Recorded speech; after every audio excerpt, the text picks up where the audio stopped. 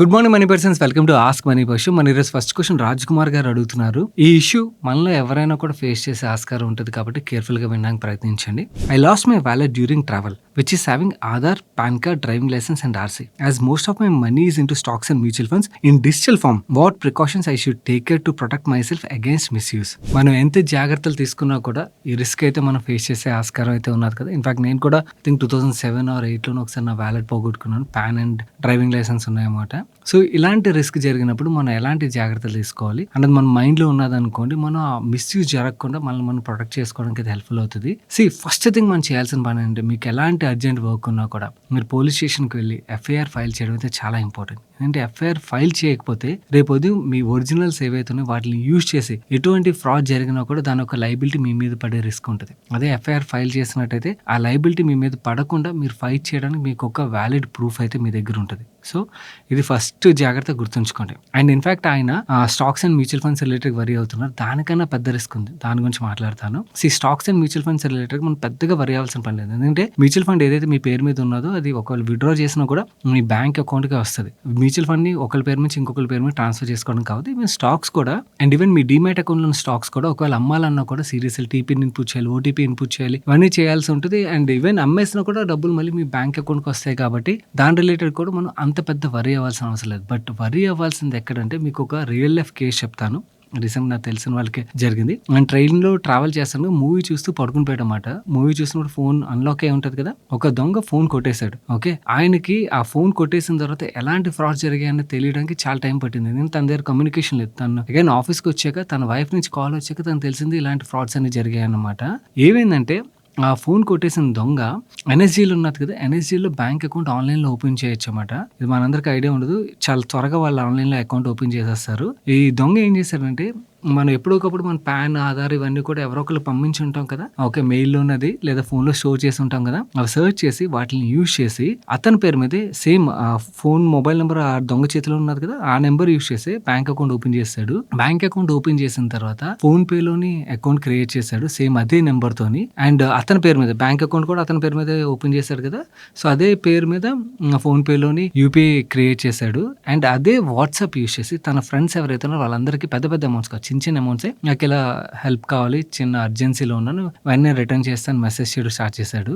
కొంతమంది డబ్బులు ట్రాన్స్ఫర్ చేస్తారు, కొంతమందికి డౌట్ వచ్చి వాళ్ళ వైఫ్ కాల్ చేశారు. ఓకే, ఏమైంది అని చెప్పి, ఏదైనా క్రిటికల్ ప్రాబ్లంలో ఉన్నారా అని. దెన్ వాళ్ళ వైఫ్ ఫోన్ చేయడానికి ట్రై చేస్తుంటే అది దొంగ దగ్గర ఉన్నది ఫోన్. సో ఆడ ఆన్సర్ చేయడు, ఇతనికి తెలియదు. సో ఇతను ఆఫీస్కి వచ్చాక అర్థమైంది, అతని కలీగ్కి వాళ్ళ వైఫ్ చెప్తే అప్పుడు తెలిసిందన్నమాట, ఓకే ఇలాంటి ఫ్రాడ్ జరిగింది తన పేరు మీద అని. ఈ లోపల చాలా మంది తన ఫ్రెండ్స్ డబ్బులు ట్రాన్స్ఫర్ చేస్తారన్నమాట.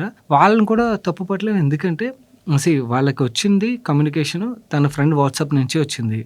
ఓకే, అండ్ ఆ ఫోన్పేలో చెక్ చేస్తే తన ఫ్రెండ్ పేరే కనబడుతుంది, బ్యాంక్ అకౌంట్ కూడా తన ఫ్రెండ్ పేరు మీదే ఉన్నది, ఆ యూపీఐ ఐడి కూడా తన ఫ్రెండ్ పేరు మీదే ఉన్నది. సో అలాంటప్పుడు ఎవరు డౌట్ పడతారు? అండ్ అడిగిన అమౌంట్ కూడా చిన్న అమౌంటే కదా, దీని రిలేటెడ్ కాల్ చేసి ఏం మాట్లాడతామని చిన్న చిన్న అమౌంట్స్ ట్రాన్స్ఫర్ చేస్తారు.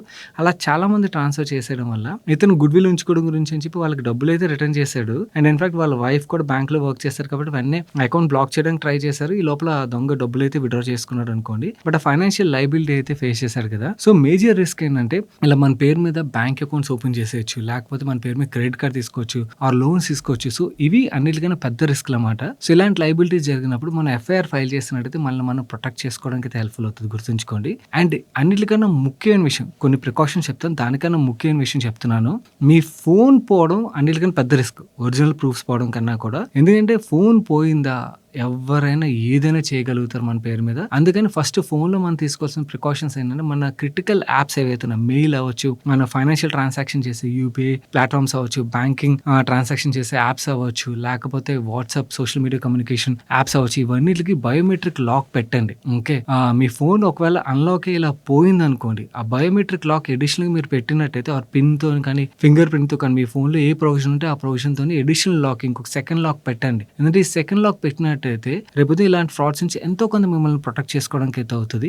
అండ్ ఆల్సో మీ ఆధార్ ఏదైతే ఉన్నదో ఈ ఫ్రాడ్ జరిగిన తర్వాత కాదు, జరగక ముందే ప్రతి ఒక్కరు చేయాల్సిన పని మీ ఆధార్ యాప్ డౌన్లోడ్ చేసుకుని మీ ఇంట్లో ఫైనాన్షియల్ ట్రాన్సాక్షన్ చేయని వాళ్ళు కూడా ఉంటారు కదా, ఫీమేల్స్ ఉంటారు, లేదా సీనియర్ పీపుల్ ఉంటారు, వాళ్ళ పేరు మీద కూడా ఆధార్ ని బయోమెట్రిక్ తో లాక్ చేసేయండి. సో దట్ వాళ్ళ పేరు మీద ఎవరైనా కూడా లోన్ తీసుకోవాలన్నా కూడా బయోమెట్రిక్ లాక్ అన్లాక్ చేయకుండా ఆ ఆధార్ ని మిస్యూజ్ చేయడానికి అయితే అవ్వదన్నమాట. సో కొంతవరకు అగైన్ మనం ప్రొటెక్ట్ చేసుకోవడానికి అయితే హెల్ప్ఫుల్ అవుతుంది. సో ఫోన్ లో అన్ని యాప్స్ మీ ఇంట్లో ఉన్న వాళ్ళవి బయోమెట్రిక్ లాక్ అయితే వెంటనే పెట్టండి. ఓకే, ఐఫోన్ వాడుతున్నట్టయితే ఫేషియల్ లాక్ పెట్టేయచ్చు, ఆండ్రాయిడ్ అయితే మన ఫింగర్ ప్రింట్ అవ్వచ్చు, ఫేషియల్ అవ్వచ్చు, లేదా పిన్ అవ్వచ్చు, బట్ సెకండరీ లాక్ ఉండడం అయితే మ్యాండేటరీ, ఇది గుర్తుంచుకోండి. అండ్ ఎలాగో మన వ్యాలెట్ పోయినప్పుడు మన క్రెడిట్ కార్డ్ రిలేటెడ్ ట్రాన్సాక్షన్స్ అవ్వచ్చు, బ్యాంక్ అకౌంట్ ట్రాన్సాక్షన్స్ అవ్వచ్చు, ఇవన్నీ మీరు మానిటర్ చేస్తుంటారు అనుకోండి, క్రెడిట్ కార్డ్స్ బ్లాక్ చేయడం ఇవన్నీ చేస్తారనుకోండి. అన్నిటికైనా క్రిటికల్ ఏంటంటే మీ సిబిల్ రిపోర్ట్ ఏదైతే ఉందో నెక్స్ట్ 1 or 2 years పాటు సిబిల్ రిపోర్ట్ ని యాక్టివ్ గా చెక్ చేయడానికి ప్రయత్నించండి. ఎందుకంటే మీ ప్రూఫ్స్ యూస్ చేసి ఏమైనా ఫ్రాడ్ లోన్ తీసుకున్నా, క్రెడిట్ కార్డ్ తీసుకున్నా కూడా మీకు దాంట్లో వచ్చేస్తుంది. కాబట్టి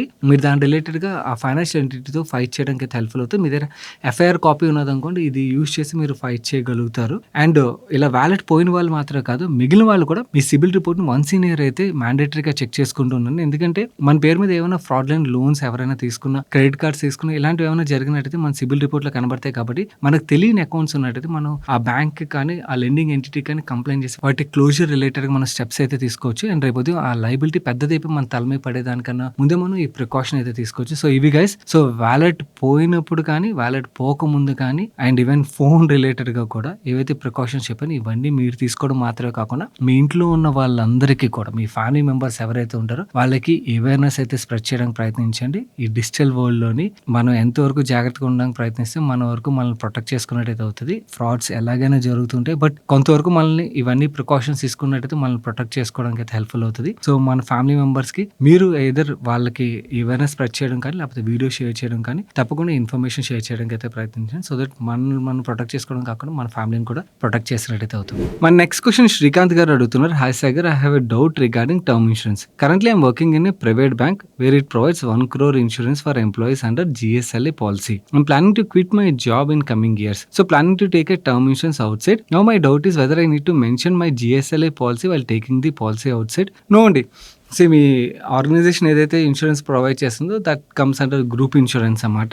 సో అది మీరు మీ ఇండివిజువల్ పాలసీ రిలేటెడ్ గా మెన్షన్ చేయాల్సిన అవసరం లేదు. మీరు ఇండివిజువల్ ఏమైనా పాలసీస్ తీసుకున్నట్టయితే అవి మాత్రం తప్పకుండా మెన్షన్ చేయడానికి అయితే ప్రయత్నించండి. బట్ ఎనీవేస్ నా సజెషన్ ఏంటంటే go with a good advisor. Because insurance related గా మనకి పాలసీ తీసుకునేటప్పుడు ఉండే డౌట్స్ మాత్రమే కాకుండా క్లెయిమ్ వచ్చినప్పుడు ఆ సపోర్ట్ అన్న చాలా ఇంపార్టెంట్ రోల్ అయితే ప్లే చేస్తుంది. సో ఆ రోల్ ని మీకు డిటో టీమ్ ఉన్నారు కదా, డిటో టీమ్ కన్సల్ట్ అవ్వడానికి ప్రయత్నించండి. డిటో టీమ్ తో ఒక అడ్వాంటేజ్ ఏంటంటే ఇట్స్ స్పామ్ ఫ్రీ ప్లాట్ఫామ్. మనం వాళ్ళ వెబ్సైట్ లోకి వెళ్ళి బుక్ చేసుకున్న టైం ఏదైతే ఉంటుందో ఆ టైంకే వాళ్ళు కాల్ చేస్తారు. అండ్ ఇన్ఫాక్ట్ మొత్తం డీటెయిల్స్ తీసుకున్న తర్వాత మీకు ఒకవేళ నచ్చకపోయినా మీరు డ్రాప్ అయిపోవచ్చు, వాళ్ళు ఏం ప్రెషర్ చేయరు. So that's advantage. అండ్ ఇంకొకటి క్లెయిమ్ టైంలో కూడా డిటో ఒక టీమ్ సపోర్ట్ ప్రొవైడ్ చేస్తారు అండ్ రైట్ వేలో గైడ్ చేస్తారు అన్నమాట. So that's a better suggestion అని అడిగినట్టయితే ఎవరైనా కూడా టర్మ్ ఇన్సూరెన్స్ కానీ హెల్త్ ఇన్సూరెన్స్ కానీ తీసుకోలేనట్టయితే మీరు ఒక రిలయబుల్ అడ్వైజర్ ద్వారా మీ పాలసీని తీసుకోవడం వుడ్ బి బెటర్ ఐడియా అవుతుంది. Ditto place that important advisor role. So ఎవరైతే టర్మ్ అండ్ హెల్త్ ఇన్సూరెన్స్ తీసుకోలేదు వెంటనే డిటో ఒక అడ్వైజర్ తో మీ అపాయింట్మెంట్ అయితే ఫిక్స్ చేసుకుని కింద కామెంట్ సెక్షన్ డిస్క్రిప్షన్ లింక్స్ అయితే ఉంచుతాను. ఈ క్వశ్చన్ ఆన్సర్ చేసే ముందు స్మాల్ రిమైండర్ గైస్, వీడియోలో షేర్ చేసిన ఇన్ఫర్మేషన్ మీకు హెల్ప్ఫుల్ అవుతుంది అనిపించినట్టయితే వీడియోని తప్పకుండా లైక్ చేయడం మర్చిపోకండి. And also me friends and ఫ్యామిలీకి వీడియో హెల్ప్ఫుల్ అవుతుంది అనిపించినట్టయితే వాళ్ళకి షేర్ చేయడం మర్చిపోకండి. అండ్ అలాగే మీకు కూడా ఏదైనా క్వశ్చన్ మమ్మల్ని అడగాలనిపించినట్టయితే కింద కామెంట్ సెక్షన్ లో #AskMoneyPerson కంటిన్యూస్ గా రాసి మీ క్వశ్చన్ రాసినట్టయితే మీ క్వశ్చన్స్ మాకు రీచ్ అవుతాయి. మన నెక్స్ట్ క్వశ్చన్ సత్యనారాయణ గారు అడుగుతున్నారు. Please make a detail video on John కాకర్ల్ ఇండియా. ఓకే, చాలా ఇంట్రెస్టింగ్ డెవలప్మెంట్స్ అయితే కంపెనీలు జరుగుతున్నాయండి. ఫస్ట్ థింగ్ అసలు ఈ స్టాక్ పరంగా బజ్ క్రియేట్ అవ్వడం కానీ రమేష్ దమాని గారు ఆయన బల్క్ డీల్ ఎక్వైర్ చేయడంతో ఒక్కసారి మార్కెట్ లో బజ్ క్రియేట్ అయింది. ఆయన కొన్నారు. ఇదంతా పక్కన పెడితే కంపెనీలో ఏం జరుగుతుందో ఎక్స్ప్లెయిన్ చేస్తాను. దానికన్నా ముందు మీకు స్టీల్ ఏదైతే entire steel production value chain ఉన్నదో అది అర్థం కావాలి. అది అర్థమైతే ఈ కంపెనీలో ఏం జరుగుతుంది అన్నది అర్థమవుతుంది అన్నమాట. మనం స్టీల్ ప్రొడక్షన్ రిలేటెడ్ గా ఫస్ట్ స్టెప్ కి వెళ్ళాం అనుకోండి, ఏం జరుగుతుంది అంటే ఐరన్ ఓర్ ఏదైతే ఉంటుందో ఐరన్ ఓర్ ని కోక్, అదే మనకి బొగ్గు ఉంటుంది కదా, బొగ్గు లైమ్ లైమ్ స్టోన్ ఇవన్నీ మిక్స్ చేసి బ్లాస్ట్ ఫర్నెస్ లో వేసి బ్లాస్ట్ చేస్తారన్నమాట. ఇది ట్రెడిషనల్ మెథడ్, ప్రతి స్టీల్ కంపెనీ యూస్ చేసే మెథడ్ ఇదే. ఇలాగా ఐరన్ అయితే ప్రొడ్యూస్ అవుతుంది. ఇది చాలా reliable method and traditional method. కాకపోతే ప్రాబ్లం ఏంటంటే ఈ మెథడ్ తోని పొల్యూషన్ బాగా క్రియేట్ అవుతుంది. గ్లోబలీ చాలా కంట్రీస్ గ్రీనర్ మెథడ్స్ ఏవైతే ఉన్నాయి, ఆల్టర్నేట్ మెథడ్స్ వైపు అయితే మూవ్ అవుతున్నారు కదా. పవర్ దగ్గర నుంచి ప్రతిదీ కూడా మనం గ్రీనర్ మెథడ్ వైపు అయితే మూవ్ అవడానికి ప్రయత్నిస్తున్నాం కదా. ఈ స్టీల్ ప్రొడక్షన్ రిలేటెడ్ గా కూడా ఈ బ్లాస్ట్ ఫర్నెస్ మెథడ్ కాకుండానే మనకి న్యూగా డెవలప్ చేసిన 2 టెక్నాలజీస్ అయితే ఉన్నాయి. ఒకటి వోల్ట్రాన్ టెక్ అని, ఇంకోటి హైడ్రోజన్ బేస్డ్ డిఆర్ఏ అని చెప్పి. మనం వోల్ట్రాన్ టెక్ రిలేటెడ్ గా మాట్లాడుకుందాం. ఎందుకంటే ఇండియాలోని most of the steel companies ఈ వోల్ట్రాన్ టెక్ రిలేటెడ్ గా మాట్లాడుతున్నారు. హైడ్రోజన్ బేస్డ్ డిఆర్ఏ గురించి ఇండియాలో కంపెనీస్ పెద్దగా ఇప్పుడే మాట్లాడలేదు. ఈ వోల్ట్రాన్ టెక్ లో ఏం చేస్తారంటే మనకి ఐరన్ ఓర్ ఏదైతే ఉన్నదో ఎలక్ట్రిసిటీ యూజ్ చేసి మనకి ఐరన్ అయితే ప్రొడ్యూస్ చేస్తారు. ఇలా ఐరన్ ఏదైతే ప్రొడ్యూస్ అవుతుందో, ఓకే, ఇది వోల్ట్రాన్ టెక్ కావచ్చు, లేకపోతే మనకి బ్లాస్ట్ ఫర్నెస్ మెథడ్ అవ్వచ్చు, what ever it is, iron ఒకసారి ప్రొడ్యూస్ అయిన తర్వాత దాన్ని స్టీల్ కింద కన్వర్ట్ చేయాలంటే ఇంకా మల్టిపుల్ స్టెప్స్ ఉంటాయి అన్నమాట. అందులో మనకి ఫస్ట్ స్టెప్ మనం మాట్లాడుకోవాలంటే బిఓఎఫ్ అండ్ ఈఏఎఫ్ అంటారు అన్నమాట. బేసిక్ ఆక్సిజన్ ఫర్నెస్ అని, ఇంకోటి ఎలక్ట్రిసిటీ ఆర్క్ ఫర్నెస్ మెథడ్ అని చెప్పి ఈ 2 మెథడ్స్ ద్వారా ఏంటంటే మనకి ఐరన్ నుంచి స్టీల్ కింద అయితే కన్వర్ట్ చేస్తారు. ఇలా ప్రొడ్యూస్ అయిన స్టీల్ ఏదైతే ఉంటుందో దాని నెక్స్ట్ స్టెప్ లోని స్టీల్ ని వేరే షేప్స్ లో కన్వర్ట్ చేస్తారు. దాని స్టీల్ రోలర్స్ ఏవైతే ఉంటే ఆ రోలర్స్ ద్వారా రోలింగ్ చేస్తారు. ఈ రోలింగ్ ప్రాసెస్ కూడా మనకు 2 మెథడ్స్ లో జరుగుతుంది. Hot dip galvanising and electro galvanising అంటారు అన్నమాట. ఇక్కడ కూడా మనకి ఒక కొత్త మెథడ్ అయితే వచ్చింది, జేవిడి టెక్నాలజీ అని, జెట్ వేపర్ డిపోజిషన్ టెక్నాలజీ అంటారన్నమాట. ఈ టెక్నాలజీని ఈ జాన్ కాక్రిల్ ఏదైతే ఉన్నదో, ఈ జాన్ కాక్రిల్ అండ్ గ్లోబలీ చాలా లార్జ్ కంపెనీ ఆర్సిలర్ మిట్టల్ విన్నారు కదా, వీళ్ళిద్దరూ కలిపి డెవలప్ చేశారు. ఈ జేవిడి టెక్నాలజీ మాత్రమే కాకుండా ఈ వోల్ట్రాన్ టెక్ రిలేటెడ్ కూడా వాళ్ళు ఈ 2 కంపెనీస్ కలిపి అయితే పనిచేసాయి. ఈ జేవిడి టెక్నాలజీ ఏదైతే ఉన్నదో ఇది ఆల్రెడీ కమర్షియలైజ్ అయిపోతుంది. ఈ Q1 యాక్చువల్లీ వాళ్ళు జనవరి టు డిసెంబర్ ఇయర్ చూస్తారు కదా, సో Q1 లో కమర్షియలైజ్ అయిపోతుందని అయితే చెప్పారు. Voltron tech related next 18 to 24 months లో కమర్షియలైజ్ అయితే అవుతుందని చెప్తున్నారు. సో ఈ న్యూ టెక్నాలజీ బాగా పికప్ అయింది అనుకోండి, మనకి స్టీల్ కంపెనీస్ అడాప్ట్ చేసుకున్నట్టయితే జాన్ కాక్రిల్ రిలేటెడ్ గా చాలా మంచి పాజిటివ్. ఈ జేవిడి టెక్ రిలేటెడ్ ఆల్రెడీ వీళ్ళు ఆర్సిలర్ మిట్టల్ దగ్గర లైసెన్సింగ్ తీసుకున్నట్టుగా చెప్తున్నారు. అండ్ ఈ వోల్ట్రాన్ టెక్ రిలేటెడ్ గా లైసెన్స్ తీసుకోవాల్సిన అవసరం లేదు, ఎందుకంటే ఇద్దరు కలిపి డెవలప్ చేసాం కాబట్టి ఇద్దరు యూజ్ చేసుకోవాలి. దాని రిలేటెడ్ కాన్వర్సేషన్ నడుస్తుందని అయితే మాట్లాడుతున్నారు. ఇది మాత్రమే కాకుండా ఈ కంపెనీలో ఇంకొక ఇంట్రెస్టింగ్ డెవలప్మెంట్ జరుగుతుంది. ఈ జాన్ కాక్రిల్ ఇండియా ఏదైతే ఉన్నదో ఈ కంపెనీ ఇయర్ 1986 లోని flat product equipments India limited అని అయితే స్టార్ట్ చేశారు. అలా స్టార్ట్ అయిన ఈ కంపెనీని ఇయర్ 2008 లో ఈ జాన్ కాక్రిల్ గ్రూప్ ఏదైతే ఉన్నది, ఇది ఎంఎన్సీ కంపెనీ, వాళ్ళు ఎక్వైర్ చేశారు. వాళ్ళు ఎక్వైర్ చేసిన తర్వాత ఈ కంపెనీని జాన్ కాక్రిల్ ఇండియా కింద ఇయర్ 2020 లో రీనేమ్ చేశారు. ఇప్పుడు ఈ కంపెనీలో జరుగుతుంది ఏంటంటే ఈ జాన్ కాక్రిల్ గ్రూప్ ఏదైతే ఉన్నదో ఈ గ్రూప్ కి మల్టిపుల్ బిజినెస్ ఉన్నాయి. అందులో ఒకటి డిఫెన్స్ రిలేటెడ్ బిజినెస్ ఉన్నది, ఇంకోటి hydrogen related business, energy related గా, ఇండస్ట్రియల్ రిలేటెడ్ గా అండ్ సర్వీసెస్ సెగ్మెంట్ ద్వారా వీళ్ళు డబ్బులు అయితే సంపాదిస్తుంటారు. ఈ ఇండస్ట్రియల్ సెగ్మెంట్ ఏదైతే ఉన్నదో ఈ ఇండస్ట్రియల్ సెగ్మెంట్ లోకి మనకి మెటల్ సెగ్మెంట్ వస్తుంది. జాన్ కాక్రిల్ ఇండియా ఏదైతే ఉన్నదో ఇది ఇండస్ట్రియల్ సెగ్మెంట్ లోని ఈ మెటల్ సెగ్మెంట్ లోని వీళ్ళు ఆపరేట్ చేస్తారన్నమాట. గ్లోబలీ ఈ కంపెనీ ఏం డిసైడ్ అయిందంటే ఈ జాన్ కాక్రిల్ గ్లోబల్లీ ఉన్న ఈ మెటల్ బిజినెస్ ఏదైతే ఉన్నదో ఆ మెటల్ బిజినెస్ ని వీళ్ళు సపరేట్ గా ఒక కంపెనీని అయితే ఫామ్ చేస్తున్నారు, జాన్ కాక్రిల్ మెటల్స్ ఇంటర్నేషనల్ ఎస్ఏ అని చెప్పి. ఈ కంపెనీని ఫామ్ చేసిన తర్వాత ఆ కంపెనీలోకి వీళ్ళు China business and Germany business ని మర్జ్ చేయనున్నట్టుగా చెప్తున్నారు. అండ్ ఈ మర్జర్ 90 days లో జరుగుతుందని అయితే చెప్తున్నారు. ఏదైతే జాన్ కాక్రిల్ మెటల్స్ ఇంటర్నేషనల్ ఎస్ఏ ఉన్నదో అది జాన్ కాక్రిల్ ఇండియాలోకి మర్జ్ చేయనున్నారు. సో అంటే జాన్ కాక్రిల్ ఇండియా ఏదైతే ఉన్నదో ఇది వీళ్ళ మెటల్ బిజినెస్ కి గ్లోబల్ హబ్ కింద మారినది గుర్తుంచుకోండి. అండ్ ఆల్సో అడిషనల్ ఏం జరుగుతుందంటే జాన్ కాక్రిల్ ఒక నార్థన్ అమెరికా బిజినెస్ ఏదైతే ఉన్నదో దాన్ని కూడా ఈ జాన్ కాక్రిల్ మెటల్స్ ఇంటర్నేషనల్ ఎస్ఏ ఏదైతే ఉన్నదో దానిలోకి డిసెంబర్ 2026 కల్లా మర్జ్ చేస్తామని అయితే చెప్తున్నారు. అండ్ ఈ మర్జర్ రిలేటెడ్ గా జాన్ కాక్రిల్ ఇండియా ఏదైతే ఉన్నదో 50 million euros ని పేరెంట్ కంపెనీకి అయితే పే చేయాలి. కాకపోతే ఈ పేమెంట్ అన్నది స్టాగర్డ్ వేలో పే చేయొచ్చు, వాళ్ళ ఓన్ కంపెనీయే కాబట్టి స్టాగర్డ్ వేలో పే చేయొచ్చు అని అయితే వీళ్ళకి టైం ఇచ్చారన్నమాట. సో ఈ కంపెనీలో జరుగుతున్న మేజర్ 2 ఇంట్రెస్టింగ్ డెవలప్మెంట్స్ ఏంటంటే ఒకటి జాన్ కాక్రిల్ ఇండియా ఏదైతే బిజినెస్ ఉన్నదో అది గ్లోబల్ అంటే మెటల్ బిజినెస్ పరంగా మాట్లాడుకోవాలి జాన్ కాక్రిల్ గ్రూప్ కి గ్లోబల్ బిజినెస్ కి హబ్ కింద అయితే మారినది. సెకండ్ మనకి స్టీల్ ప్రొడక్షన్ యూజ్ చేసే ట్రెడిషనల్ మెథడ్స్ ఏవైతే ఉన్నాయో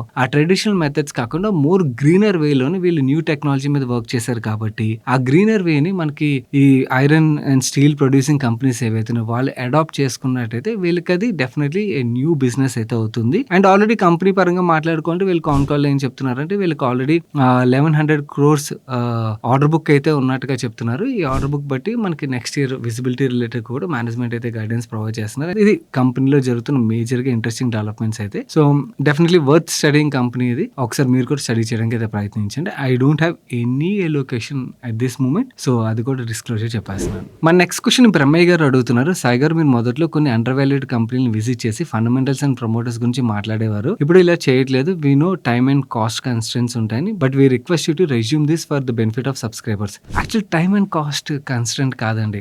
నేను అసలు డబ్బుల గురించి ఆలోచించను. మన వాళ్ళు వాల్యూ యాడ్ అవుతుంది అంటే నేను ఏదైనా చేయడానికి రెడీ అయిపోతాను. కానీ ప్రాబ్లం ఏంటంటే నేను ఎందుకు చేయట్లేదు రీసెంట్ టైంలో అంటే, నేను ఫస్ట్లో ఇనిషియల్గా ఇవన్నీ స్టార్ట్ చేసినప్పుడు నా థాట్ ప్రాసెస్ ఏంటంటే ఒక ప్లాంట్కి వెళ్ళి విజిట్ చేసి మన వాళ్ళు చూపిస్తే మన వాళ్ళు వెళ్ళలేరు కదా, వాళ్ళకి తెలుస్తుంది. మేనేజ్మెంట్ ఇంటర్వ్యూ చేస్తే వాళ్ళకి మేనేజ్మెంట్ ఒక వ్యూ ఏంటి ఇవన్నీ కూడా తెలుస్తాయి. ఈ థాట్ ప్రాసెస్ లో నేను జెన్యూన్ గా చేసుకుంటూ వెళ్ళేవాడిని. బట్ నాకు అర్థమైంది ఏంటంటే యాక్చువల్లీ ఇలాంటివి కమర్షియల్ గా కూడా చాలా మంది చేస్తున్నారని అర్థమైంది. సో ఎప్పుడైతే కమర్షియల్ గా చేస్తున్నారని నాకు తెలిసిందో then I decided to stop. ఎందుకంటే రేపు ఉదయం కమర్షియల్ గా చేసినోడు అండ్ ఆ కంపెనీకి వెళ్ళి ఏమైనా తప్పు చేసి ఉండొచ్చు. సో దాన్ని ఏమంటారంటే ఇంకా ప్రతిదీ అందరినీ లింక్ చేసేస్తారు. సో మనల్ని కూడా లింక్ చేసేస్తారు. మనం ఎంత జెన్యూన్ గా చేసినా ఎందుకు ఈ తలనొప్పులు మనకి అని చెప్పి నేను ఆపేసాను అనమాట. That is the only reason ఆపేసాను. ఇన్ఫాక్ట్ నేను ఇప్పుడు కూడా ప్లాన్స్ విజిట్ చేస్తాను, మేనేజ్మెంట్ కలుస్తాను. ఎందుకంటే I love understanding businesses. In fact అలా తిరిగినప్పుడే మనకి బిజినెస్ రిలేటెడ్ ఒక క్లారిటీ వస్తుంది, కాన్ఫిడెన్స్ వస్తుంది అనమాట. సో నేను ఇన్ఫాక్ట్ ఈ వీక్ లో కూడా ఒక కంపెనీ మేనేజ్మెంట్ కలిసాను. మంచి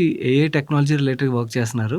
నాకు అనిపిస్తుంది ఓకే వాళ్ళతో మాట్లాడినప్పుడు వీళ్ళు ఇంటర్వ్యూ మన ఛానల్లో చేస్తే బాగుంటుందేమో కదా అనిపిస్తుంది. కానీ ఈ కన్స్ట్రెంట్స్ ని అయితే ఆపేస్తున్నాను.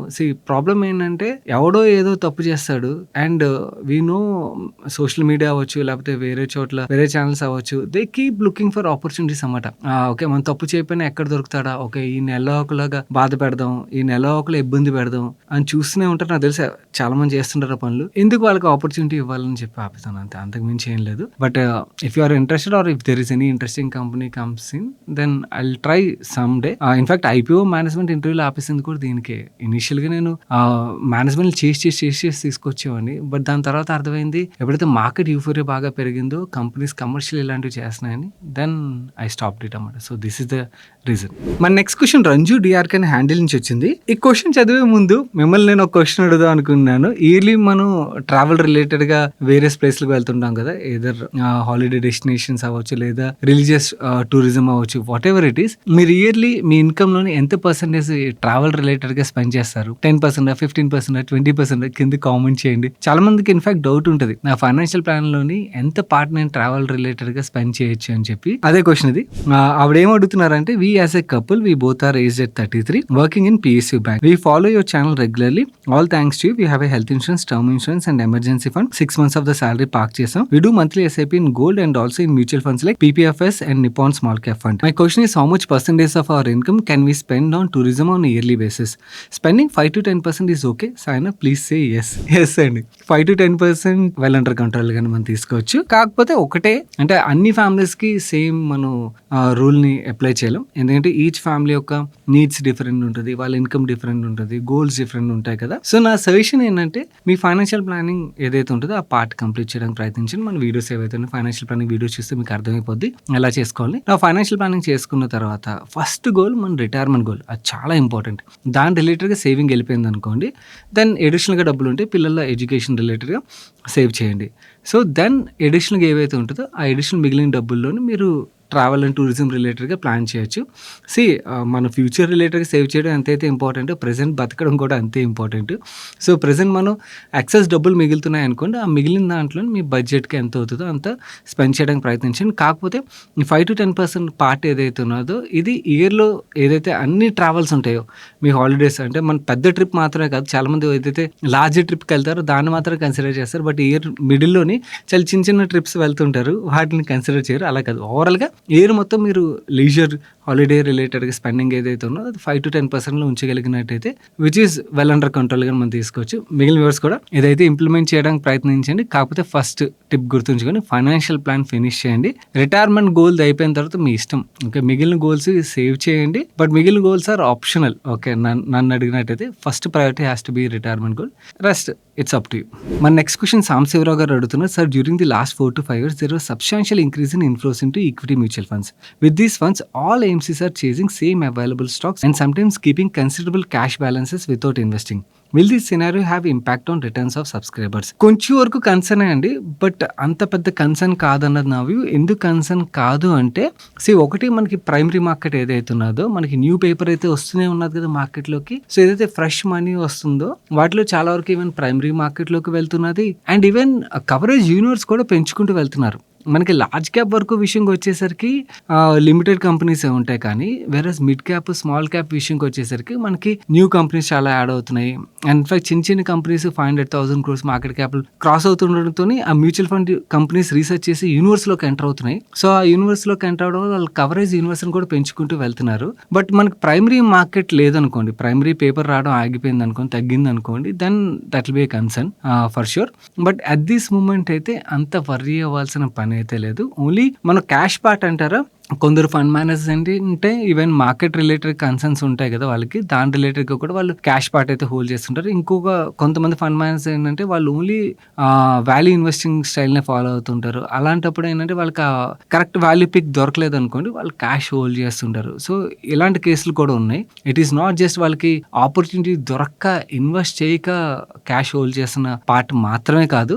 So there are multiple reasons అన్నమాట. కొన్ని కేసులు అంటే ఈచ్ ఫండ్ మేనేజర్కి ఒక్కొక్క స్టైల్ ఉంటుంది. కొంతమందికి వాళ్ళ స్టైల్లో కంపెనీలు దొరకలేదు అనుకోండి, అప్పుడు క్యాష్ హోల్డ్ చేస్తారు. అట్ దిస్ మూమెంట్ అయితే this is not a very big concern, we need to worry అన్నది నా.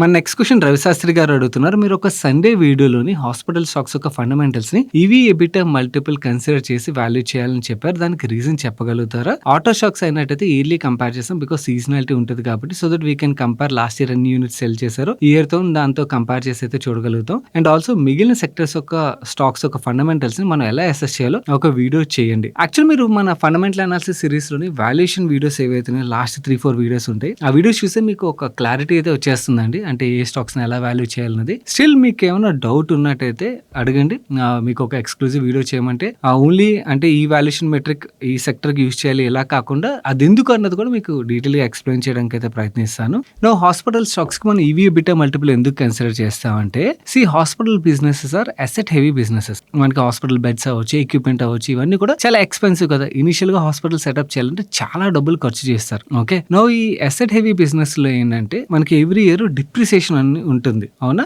సో ఈ డిప్రిసియేషన్ అమౌంట్ ఎక్కువ ఉంటుంది. సో ఆ డిప్రిసియేషన్ అమౌంట్ ఎక్కువ ఉన్నప్పుడు ఏమవుతుంది, మనకి బాటమ్ లైన్ ప్రాఫిట్ నెంబర్ ఏదైతే ఉంటుందో అది తక్కువ కనబడుతుంది. ఓకే, ప్యాట్ నెంబర్ ఆధారంగా మనం హాస్పిటల్ స్టాక్స్ ని అసెస్ చేసాం అనుకోండి, మనకి ఆల్వేస్ PE ఎక్స్పెన్సివ్ గా కనబడుతుంది. ఓకే, సో అందు గురించే మనం EBITDA మల్టిపుల్ తీసుకుంటాం. ఇన్ఫాక్ట్ హాస్పిటల్ స్టాక్సే కాదు, ఎనీ అసెట్ హెవీ బిజినెస్ కి మనం PE మల్టిపుల్ కాకుండా EBITDA మల్టిపుల్ తీసుకోవడం అనేది రైట్ వాల్యుయేషన్ మెట్రిక్ అయితే అవుతుందండి.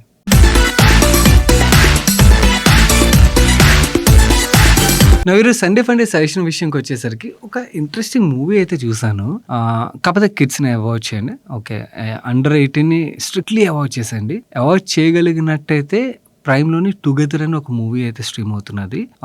కాన్సెప్ట్ అయితే యూనిక్ కాన్సెప్ట్, అది ఒకటి బాగానే అనిపించింది. బట్ పిల్లలతో ఫ్యామిలీతో చూడాలనుకున్నట్టయితే నెట్ఫ్లిక్స్లోని ఈకో అని ఒక మూవీ అయితే స్ట్రీమ్ అవుతున్నది. బీభత్సమైన సినిమా కాదు, సోషల్ మీడియా మొత్తం బాగా తిరుగుతుంది కానీ బీభత్సమైన సినిమా లాగా, బట్ వర్త్ ఒకసారి అయితే చూడొచ్చు, బాగానే ఉంటుంది. మన నెక్స్ట్ క్వశ్చన్ రమేష్ గారు అడుగుతున్నారు, నేను ఒక ప్రైవేట్ ఎంప్లాయీని, నా ఇన్కమ్ 20,000 రూపీస్, మా వైఫ్ కూడా జాబ్ చేస్తున్నారు, తనకి 15,000 రూపాయలు శాలరీ వస్తుంది, మా ఖర్చులు 15,000 రూపాయలు అవుతున్నాయి, మాకు 2 పిల్లలు ఉన్నారు, ఒకళ్ళు 9 years old, ఇంకోళ్ళు 6 years old. నేను లాస్ట్ 3 years నుండి మ్యూచువల్ ఫండ్స్ లో ఇన్వెస్ట్ చేస్తున్నాను, SIP రూపంలో, Motilal Oswal mid cap fund లో, కాన్ స్మాల్ క్యాప్ ఫండ్ లో, మోతిలాల్ ఓస్వాల్ డిఫెన్స్ ETF లో, అండ్ సుకన్య సమృద్ధి యోజనలో 7 years నుంచి ఇన్వెస్ట్ చేస్తున్నాను.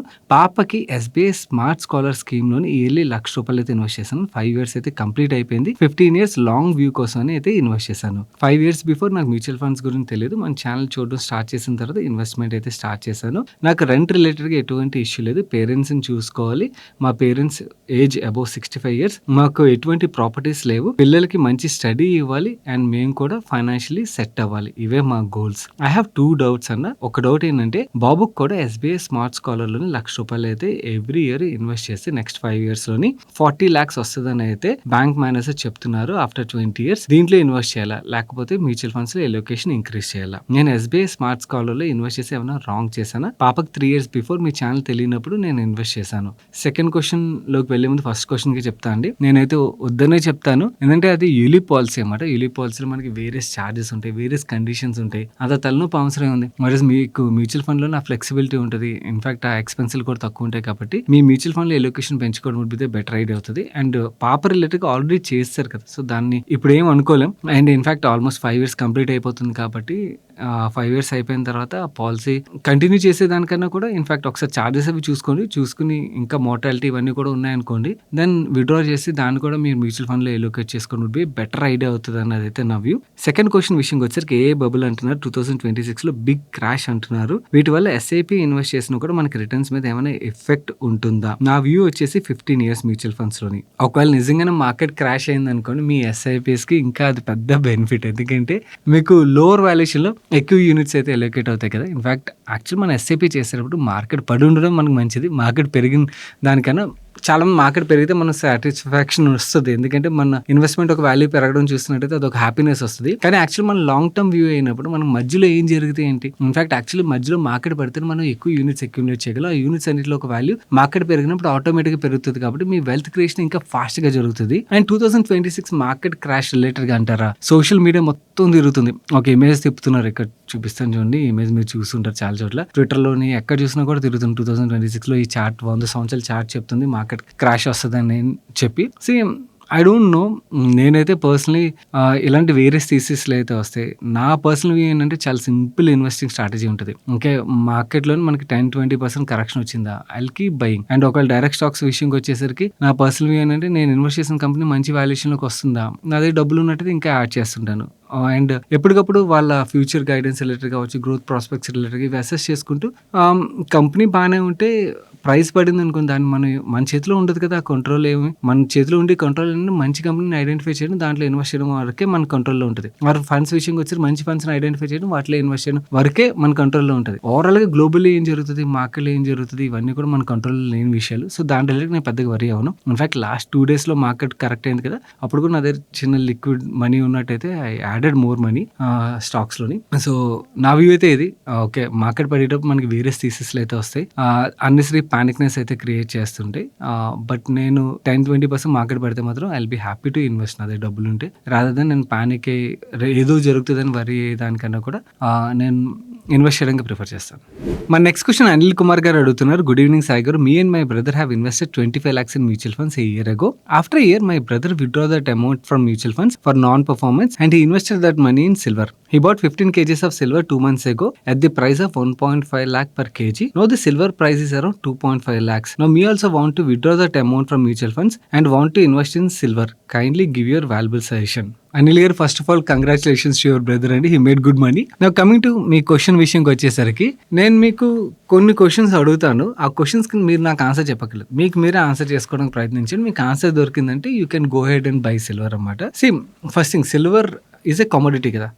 కమోడిటీ ప్రైస్లు ఎప్పుడు పెరుగుతాయి, డిమాండ్ అండ్ సప్లై ఈక్వేషన్ ఏదైతే ఉంటుందో అది మిస్ మ్యాచ్ అయినప్పుడు మనకు కమోడిటీ ప్రైస్లు పెరుగుతాయి. సింపుల్. ఇది తెలియకపోతే అసలు కమోడిటీస్లో ఇన్వెస్ట్ చేయకూడదు. ఫస్ట్ థింగ్ మనకి ఇది తెలియాలి. నో సిల్వర్ విషయంకి వచ్చేసరికి కరెంట్లీ సప్లై రిలేటెడ్ ఉన్న ఛాలెంజెస్ ఏవైతే ఉన్నాయో అవి ఎప్పుడు సాల్వ్ అవుతాయి, అండ్ అవి సాల్వ్ అవుతున్నట్టయితే మీరు అన్నీ ట్రాక్ చేసి ప్రైస్ పడకముందే ఎగ్జిట్ అవ్వగలరా. అండ్ ఆల్సో గవర్నమెంట్స్ యొక్క యాక్షన్. మనకి గోల్డ్ ఉన్నదనుకోండి, గోల్డ్ ప్రైస్ ఎలా పెరిగిపోయినా government of India or international governments పెద్దగా పట్టించుకోవాలి. ఎందుకంటే గోల్డ్ ప్రైస్ వల్ల వాళ్ళ మీద పెద్దగా ఇంపాక్ట్ ఉండదు పెరగడం వల్ల ఆర్ తగ్గడం వల్ల. వేరే సిల్వర్ ప్రైస్ లో అమాంతంగా పెరిగిపోయాయి అనుకోండి, అది ఇన్ఫ్లేషన్ మీద ఇంపాక్ట్ చేస్తుంది. ఎందుకంటే సిల్వర్ ఇస్ ఇండస్ట్రియల్ కమోడిటీ కదా. సిల్వర్ అవ్వచ్చు, కాపర్ అవ్వచ్చు, ఇవన్నీ కూడా అమాంతంగా పెరిగిపోతున్నాయి అనుకోండి. సో అలాంటప్పుడు గవర్నమెంట్స్ ఏదో ఒక టైంలోని వాళ్ళు ఇంటర్వ్యూని అయితే అవుతారన్నమాట. సో ఏదో ఒక విధంగా మనకి సప్లై సైడ్ కానీ లేకపోతే డిమాండ్ సైడ్ కానీ ఏదో ఒకలాగా వాళ్ళు సమ్ కండిషన్స్ పెట్టడానికి అయితే ప్రయత్నిస్తారు. సో గవర్నమెంట్స్ అంటే గ్లోబల్ గవర్నమెంట్స్, ఇండియన్ గవర్నమెంట్ మాత్రం కాదు, గ్లోబల్ గవర్నమెంట్స్ ఇలాంటి యాక్షన్ తీసుకున్నట్టయితే సో దాన్ని మీరు ట్రాక్ చేసి యాక్టివ్గా ఎగ్జిట్ కాల్ తీసుకోగలను అనుకున్నట్టయితే దెన్ ఆల్సో ఫైన్. సో నేను అడిగేది ఏంటంటే ఈ క్వశ్చన్స్ ఏవైతున్నాయి ఇవన్నిటికీ మీ దగ్గర ఆన్సర్స్ ఉన్నాయి అంటే మీరు ఇవన్నీ మీ అంతటి మీరు, అంటే ఇప్పుడు కొనేయడం కాదు కదా మ్యాటర్. ఎగ్జిట్ అవ్వడం తెలియకపోతే ఏమవుతుందంటే కమోడిటీస్‌లోని పద్మవ్యూహంలో ఎంటర్ అయిపోయినట్టు అవుతది. ఎందుకంటే ఎగ్జిట్ అవ్వలేకపోతే మనకి సిల్వర్ కైండ్ ఆఫ్ ఏ కమోడిటీతో ప్రాబ్లమ్ ఏంటంటే మీరు సిల్వర్ ఒక లాంగ్ టర్మ్ చార్ట్స్ చూడండి. మీకు ఎప్పుడు కూడా పెరగడం, పడ్డం. ఓకే. గోల్డ్‌లా కన్సిస్టెంట్‌గా గ్రో అవ్వడం మీకు కనబడదు. ఇలా పెరగడం, ఇలా పడ్డం. మళ్ళీ ఇలా పెరగడం, ఇలా పడ్డం. ఓకే. సో, మనం ఆ పడేటప్పుడు ఏంటంటే మనం ఆ ఎగ్జిట్ కాల్ తీసుకోలేకపోతే will get stuck in that commodity అన్నమాట. సో, మనం ఆ ఎగ్జిట్ కాల్ ఎప్పుడు తీసుకోగలుగుతాం కాన్ఫిడెంట్‌గా మనకి ఇవన్నీ కూడా మనం ట్రాక్ చేయగలం అని చెప్పి మనం అనుకోగలిగినట్టయితే ఎగ్జిట్ కాల్ అనేది కంఫర్టబుల్‌గా తీసుకొని కొంతమంది లక్కీ పీపుల్ ఉంటారు. వాళ్ళు ఎగ్జిట్ అయిపోతారు. బట్ వాళ్ళది క్రెడిట్‌లా ఆలోచించుకుంటారు. ఏంటంటే నేను రైట్ టైమ్ తీసేసుకున్నాను. చూసావా నేను ఇంత స్కిల్డ్ వేరేస్ నువ్వు కాదు అని మాట్లాడుతుంటారు. కానీ హానెస్ట్‌గా మాట్లాడుకుంటే చాలా మందితో అయ్యే పని కాదు. నాకు పర్సనల్ నేనైతే చేయలేను. అందుకని I don't deal with these commodities పెద్దగా. నాకు అర్థం కానిది ఏదైతే ఉంటుందో దాని ప్రైస్ ఎంత పెరిగినా కూడా నేను పెద్ద పట్టించుకోను. ఎందుకంటే end of the day enter అయిపోవడం పెద్ద మ్యాటర్ కాదండి. ఎగ్జిట్ అవ్వడం తెలియకపోతే విల్ గెట్ స్టక్ అన్నమాట. సో, సిల్వర్‌లో నేను ప్రీవియస్‌గా చాలా సార్లు చూసాను. ఏమవుతదంటే మనకి సడన్‌గా ఓవర్ నైట్‌లోని సమ్ రెగ్యులేషన్ వస్తది ఆర్ సంథింగ్ ఏదో జరుగుతది. ఇంకా ప్రైసెస్ దందనాదన్ పడడం స్టార్ట్ అవుతాయి. అండ్ మనకి ఎగ్జిట్ ఆప్షన్ కూడా దొరకనివ్వకుండా అయిపోద్దన్నమాట. సో, అలాంటి రిస్కులుంటాయి. నా కమిటీ ఈక్విటీ మార్కెట్స్‌లో అలాంటి రిస్క్ ఉంటదా అంటే, ఈక్విటీ మార్కెట్‌లో కూడా మీకు వాలటిలిటీ రిస్క్ ఉంటది. But over a long period మనకు తెలిసి ఈక్విటీ మార్కెట్‌లో ఏం జరుగుతదన్నది. ఇండియన్ ఎకానమీ గ్రో అయితే మార్కెట్స్ గ్రో అవుతాయి.